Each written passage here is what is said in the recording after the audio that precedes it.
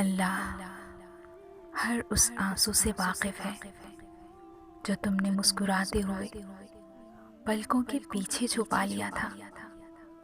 वो हर उस दुआ से वाकिफ़ है जिसके लिए हाथ उठाते हुए तुम्हारा दिल तकलीफ से फट रहा था। वो हर उस फरियाद से वाकिफ़ है जिसे तुमने तड़पते हुए ज़ुबान में दबा लिया था। वो हर उस सदा से वाकिफ़ है जब तुमने कर्ब के मारे सजदे में गिरते हुए अल्लाह को पुकारा था।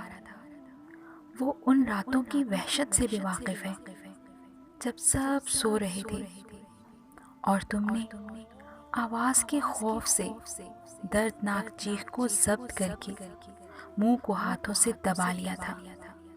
वो हर उस लम्हे की अज़ियत से वाकिफ़ है जब तुम्हें लगा कि तुम्हें कोई नहीं सुन रहा, तुम्हें कोई नहीं देख रहा।